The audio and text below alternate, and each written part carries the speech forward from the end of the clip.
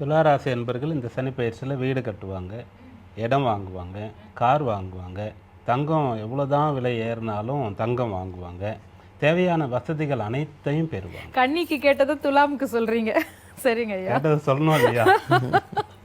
அதன் பிறகு இவங்களுக்கு இதற்கு முன்னாடி எதிலெல்லாம் தோல்வி அடைந்தார்களோ அதிலிருந்து மீண்டு வருவார்கள், ஜெயிப்பார்கள். 6ஆம் இடத்தை சத்துரு ஜெயம் பெறக்கூடிய ஸ்தானம் அப்படின்னு சொல்லுவோம். அதாவது 6ஆம் இடம் நன்றாக இருந்தால், பலமாக இருந்தால், நன்மை செய்யக்கூடிய நிலையில் சத்துருக்களை இவங்க வந்து ஜெயிப்பாங்க.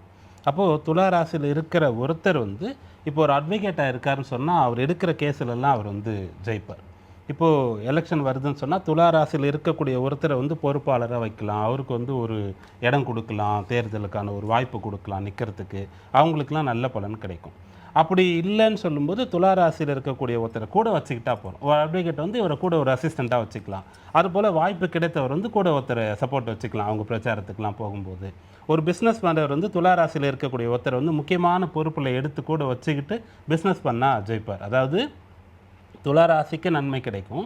அதிலிருந்து இப்போ இன்னும் சொல்கிறது என்னென்னா, துலா ராசியை பயன்படுத்தி கொண்டு மற்றவர்களும் நன்மை அடையலாம். சில பேருக்கு சனி பயிற்சி சாதகமாக இல்லை இல்லையா, அவங்கெல்லாம் துலா ராசிக்காரங்களை கூட வச்சுக்கிட்டாங்கன்னு சொன்னால் அவங்க தோல்வியிலிருந்து மீண்டு வரலாம்.